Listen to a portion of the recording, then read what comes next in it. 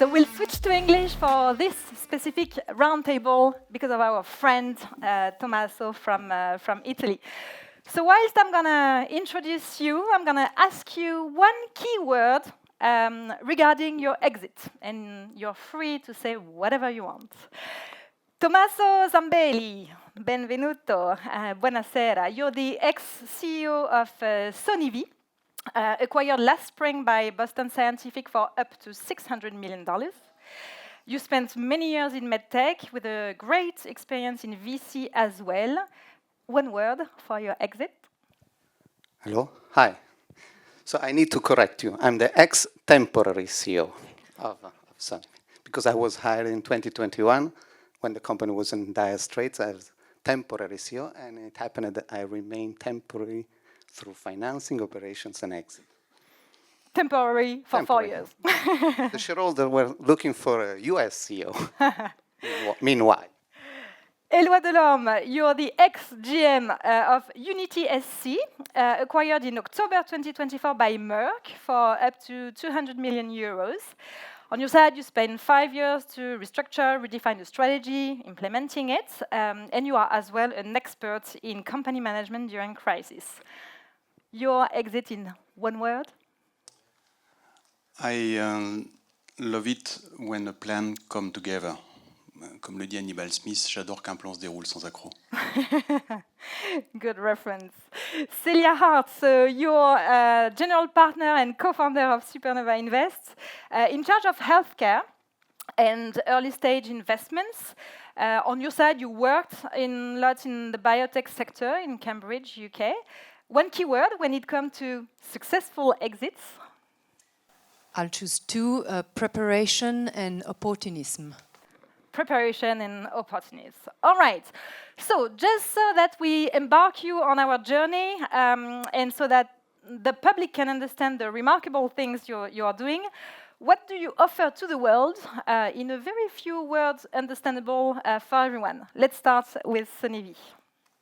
Sony V is serving the so-called resistant hypertension patients. So those patients that despite using pills, medication and pills, are still hypertensive. And Sony V is developing for them a 15 minutes once-in-a-life treatment with an ultrasound catheter procedure, which is called renal denervation.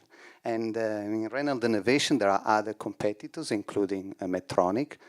But Sony V is superior for two reasons, performance and ease of use.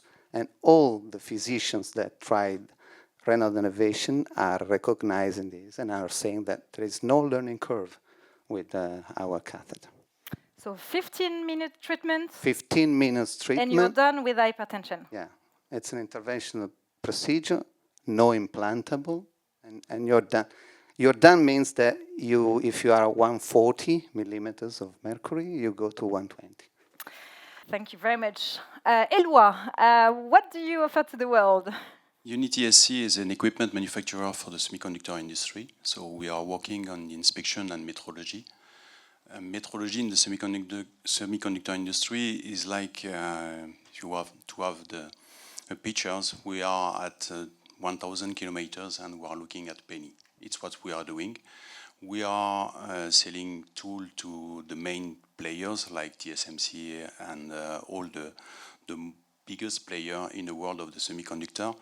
All the tool, all the chip down by NVIDIA, all the chip down for the iPhone are measured with Unity's team up.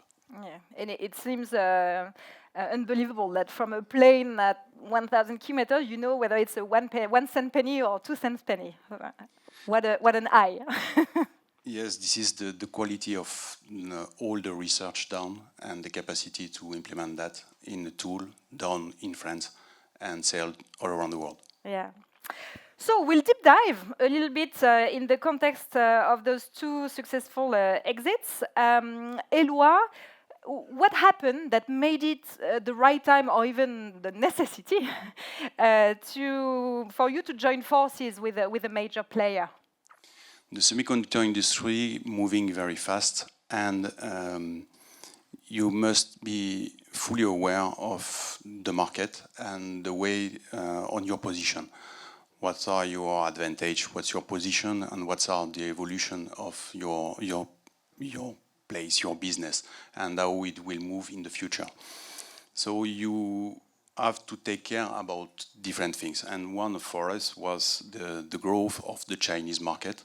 On the Chinese market, the semiconductor business grew by more than 30% of market share. So we have to take care about this market. And for a small company like us, the main customer asks us to have a supply chain in China, meaning that you have to build your factory, you have to do everything. So it's not possible for a company like us. So we had to rethink and to find the right solution, how we could be stronger, how we could be helped, how we could be more protected on this market. On the other side, we had a lot of merger in our business with inspection company buying metrology company, and the size to be able to be credible for the big players who are putting a lot of expectation and a lot of billion in their factory. You have to protect them, and they have to protect their manufacturing capacity. So you have to be able to secure them. So this is the reason why, based on these two solutions, we had to take care how we move on our market, and we had to find the right partner to be able to grow and to allow the company to grow. So we understand with Eloi there was a clear need at that time in order to not be exposed. I believe it was a bit different for Sony because you were not necessarily thinking of an M&A at the time. Tell us a little bit about the story. Okay, so I go back to 2021. So in 2021, Sony had a mature technology tested in several indications, but was also a crisis year for the story plot of Sony. All shareholders walked away, except for one. The CEO walked away. Clinical manager walked away. What was remaining was one engineer, one senior engineer for young engineers, and 4 months of cash in the bank. So no top CEO would join the company, they said. So they came to me, and my perspective was that the technology was working, and it could shine in the renal denervation space, and it needed good execution and a good team, and I was confident that we would have raised the cash. So in 2022, we restarted operation, we hired the CMO, and we raised 60 million out of French VCs and American VC. And 2023, we started a pilot trial. I forgot to say that the company was based in Israel. And so 2023 was a specific year because we could start and complete our pilot in Israel and in US, and also through the October 7th event. And we reacted well. We relocated people, field clinical engineers with their wives and daughters in Athens and in Milano to be able to serve the trial. 2024 was the year of the pivotal trial, so the large trial, which we had it approved in US by FDA and in Europe. And it was the year of the first patients in this big trial until the end of the year. And we'll see what is following just after. Yes. So suspense. We are in 2024. Celia, so you are a general partner here at Supernova Invest. When does it become the right time for an exit? The right time. Well, what I can say is time is something that is always on our mind, and it's something when we do an investment. I think we already have a certain idea of when would be good times to exit, for how much, who could be the acquirers. So that's generally quite clear in our mind. Doesn't mean it's going to happen that way at all. But I think, like in the medical sector, I think you're very aware that if you get good clinical data that shows efficacy, that you have a good safety profile, then at least you know you're going to open that window. And you're going to open that window of interest for corporates. Now, are they going to buy you at that stage? Do you need to gather more data? Do you need to go through registration? Do you need to go all the way commercial? I think that will depend a lot on the circumstances. In fact, on the quality of your technology, of course, the quality of your data, but it will depend also on whether are you in a hot space? Case of SonyV. Are you in a competitive space? Case of SonyV as well. And then, if you have these ingredients, it may mean that the cursor will move a little bit earlier. If you don't have a lot of competition, the space is not as hot, you may shift to something a little bit later. So yeah, time is always on our mind, and I would say you have to be prepared, in fact, and then you have to explore these windows. But there's not much more you can do, really. So let's go backstage for those two exits. Let's start with you, Tommaso, because we ended in 2024. Tell us about that deal. Okay, so the acquirer was already a shareholder, right? Secretly, because they never announced to the market, but Boston Scientific invested in the company in 2022 when we raised 60 million. Minor shareholder, no rights at all, a silent shareholder. And we were set to do the long haul until the FDA approval and hoping for an acquisition at that time. Every year, twice a year, I used to meet Boston Scientific to update on the progress. But meanwhile, while we were executing on our plan, the physicians of the world community of renal denervation, exposed to our technology, started talking with many strategics, not only Boston, but Medtronic, Abbott, or J&J. So they were our advocate, right? So we didn't have to communicate anything. The company was forbidden to speak in LinkedIn, in everything. So no one could speak. We had just to execute. And at Christmas, we received a term sheet out of the blue. It was called a preemptive acquisition, right? It means an acquisition in order to anticipate the other competitor. And it was premature because we were at the beginning of our pivotal trial. Actually, we did the first cases, and we let them watch our first cases, even if it was a bit tense when you bring the acquirer at your first cases. And we did the due diligence at the beginning of the year, and in March we announced the acquisition, and everybody was happy. The shareholders, all the employees. Shareholders were generous with the employees, and this is done. So it seems it happened like this as a surprise for SonyV. It seems it was not the same story for UnitySC. Tell us about that case. Not exactly. We went directly to the bank. We explore a few different type of partnership with partner in China or everywhere, but at the beginning, we start with a bank, the specialist of the semiconductor industry, because it's very difficult for a small company to know what are the trends for each the other players and what they are looking for. And we built the classical teaser, the classical memo, and we went to the market. We sent more than 60 memo. 60 memo. We have 1, 2, 3 interview by 2, 3, 4 hours each by competitors. So you are doing all around the world. So you are working night and day because it's always day somewhere. So it's very surprising. But at the end, the key players were not in the market because during this time the market get down and the key players were not there. And the bank came back with a new round of potential investor, and even one that was the finalist. And this one, to be honest, they came and they say, are you interested by Merck? And even when they say Merck, we say, who? Okay, let's see. And we have the call with the weekly call, and they say, yeah, well, Merck. Which Merck? The chemist? The pharmaceutical product? Yes, this one. Okay. Oh, they are doing 4 billion in semiconductor industry. Okay, makes sense. And we start to discuss and we start to work on that.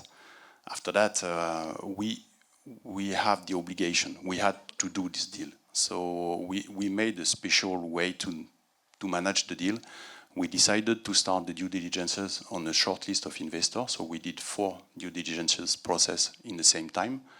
And with some players, sometimes you are talking about technology, and 2 hours after you're talking about HR, and you're back in finance. And in front of you, you have, especially for Merck, more than 100 people doing the due diligences. And we are a small company, 100 people who are a little bit more, but not so much.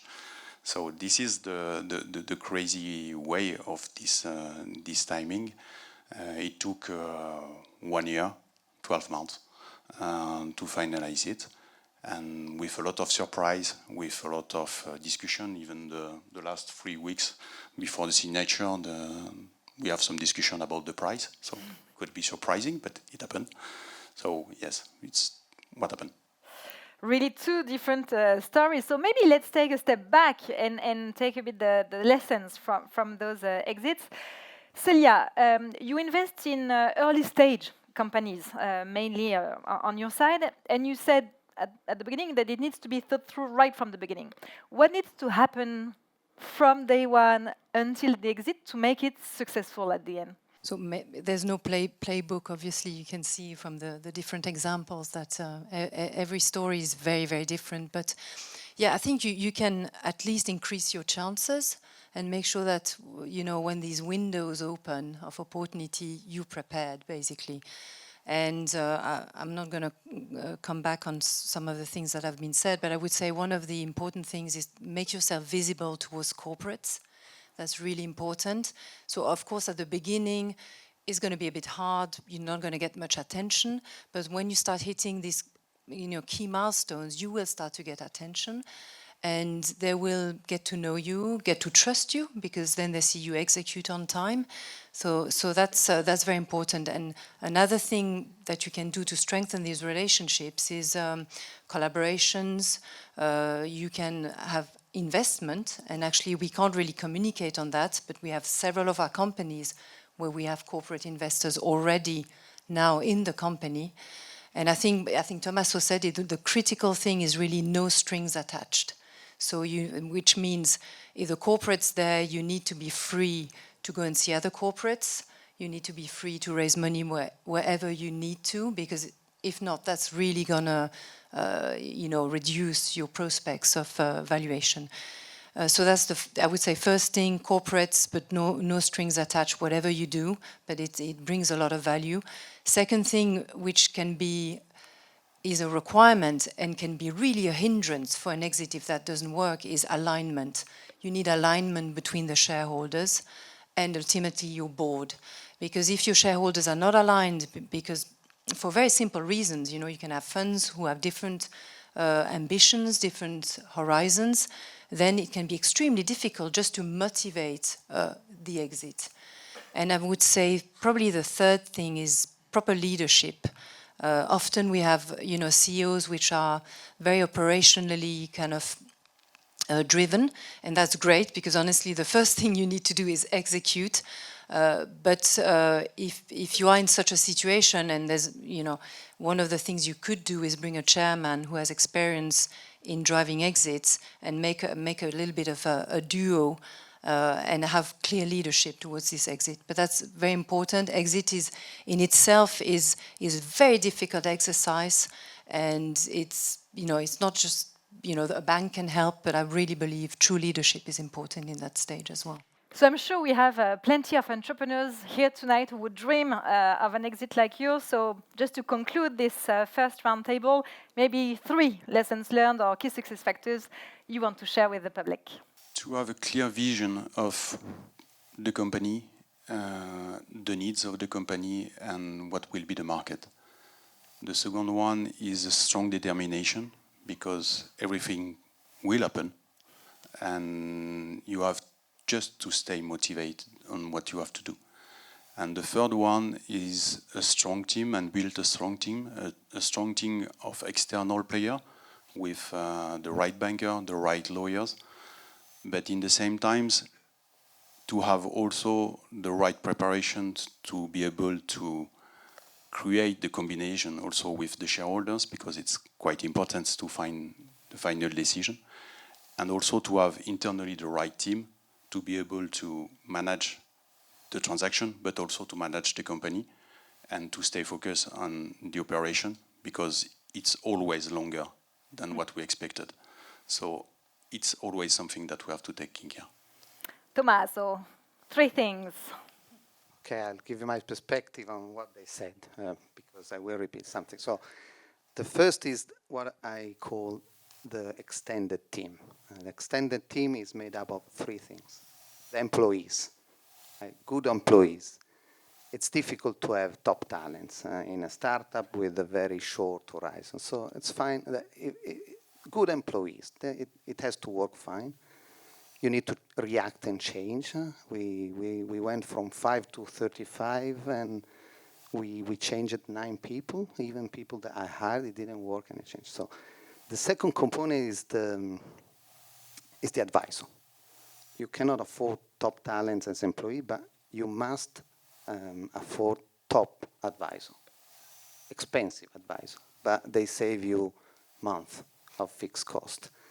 And so always go for the top ones, for regulatory, in case of healthcare, right? Regulatory, clinical, lawyers. The third component is the stakeholder. In our case, the stakeholders were the physicians, so our advocate, people who talked with the shareholders without us being aware during the due diligence of the financing, and with the strategics and the corporate venture when someone starts looking at you from outside. So this is the first. The second is for you as investor. Be prepared or consider to fund the long haul, right? The full horizon, because as a CEO, you've got you can focus. You've got the privilege of being covered for 5 years without looking for money every 2 years, and you can focus on execution. And when you arrive at the exit, you get a high price, because when we got to the exit ourselves, we had spent 19 out of 60 million. So we were strong. We could go until IPO if we wanted. So the price we got, I think you agree, it was also so high because we could continue for other 2 or 3 years. So this is 2 key success factors. If you want the third one, I go back to the beginning. I mean, Your first, I had already several. Yeah, consider also temporary CEOs, right? They're more hungry than Americans one. They have less hair than American ones, but they don't have the pink shirt, but they are hungry, and I think that it's important. Time is important, right? So even if you look for the branded one, start soon. Grazie mille, Tommaso. Thank you very much to the 3 of you.